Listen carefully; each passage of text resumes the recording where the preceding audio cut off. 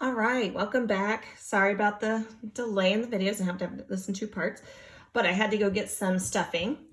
And so I actually have some of this, what you call polyfill. If you don't have polyfill or cotton to fill your ball, that's okay. You can actually use, if you really wanted to, you could wad this up and use this.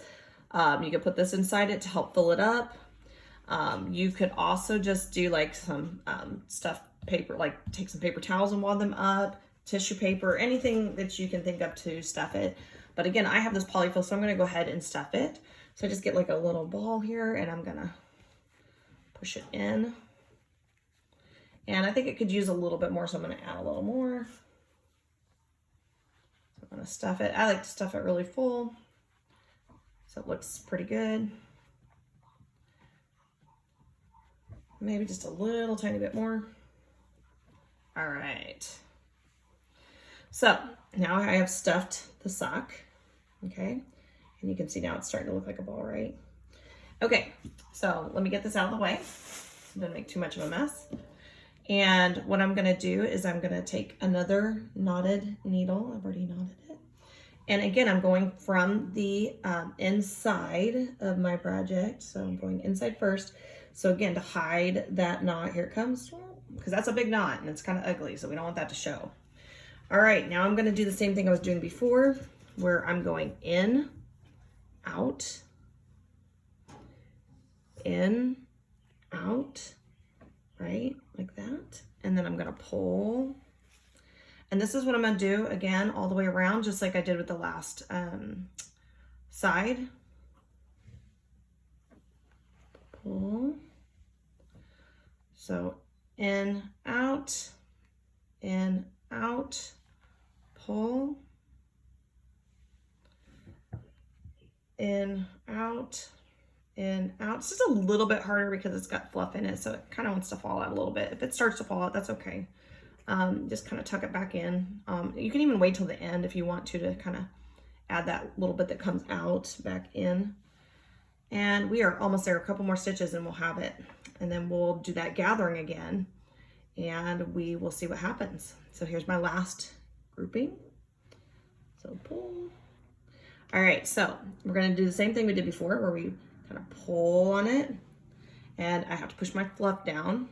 Sorry, push my fluff down and pull. Again, don't go too crazy because we don't want it to snap. We don't want your thread to snap as you're making this. So I'm kind of pushing down. See, I'm kind of tucking the ends inside like this. And you can see it's closed, but I do need to take a couple stitches across the top, just like before. So in through the middle, like this, to pull that shut. So I'm gonna do a couple of those.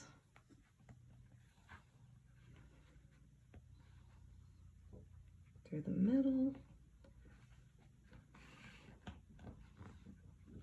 Maybe one more. Let's go this direction. All right. Okay, now I just got to do my knot. So I take one more stitch, and so there's my one more stitch, right? There's my string hanging because I haven't pulled it through yet. And I'm gonna not go all the way through because I remember I'm gonna go through the circle. I'm gonna go through the loop. Go through the little piece of thread here several times.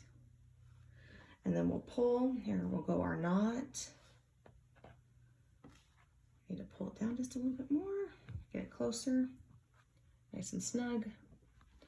And then what I'm going to do is, again, to hide that tail, what I can do is I can like go into it, like pull it over here to like a side, and then pull it through. And then I'll push down on it a little bit, like squish down, and then I'll cut it. And what will happen is the tail will slide inside. All right, so I made this fun little ball out of a little sock. And it's just a good way to like close up the end of something. There's gonna be, if you are interested and you're just like, you kind of discovered you like sewing, there are some really cool videos online about making like sock animals. And a lot of them will use this just to get started, like to create the body of the animal. So these are great to do this. Also makes kind of a fun little toy, little dog toy that you could toss around to your pet and let them play with as well. Now, if they're a bigger dog, they might tear that apart real quick. But if they're a smaller dog, they'd probably love just playing with this little toy. But this is a great example and a great way to just do that running stitch. So again, I'm going to encourage you to do that as well. If you have an old sock, makes a really good way to use that to get the material, because almost everybody I know has at least one missing sock that they can't find the match to, and so it won't hopefully destroy, like don't go running your brand new Nike or Under Armour expensive socks if you have those that are brand new out of the package, because your mom would probably not be too cool with that, or your dad or your parents, guardians, whoever takes care of you, they probably wouldn't be cool with that. So make sure that you use something old to have fun with. And remember, you can stuff it with all kinds of things, not just stuffing. You can do towels wadded up. You can do toilet paper wadded up. You could even actually, what you could do, and it's a little harder, you'd have to pull it before, but you could even like put a like some dried rice or dried beans in it and make like a hacky sack. So that'd be fun too, is make like a little hacky sack out of it. So if you want to make your own hacky sack, this is the way to do it.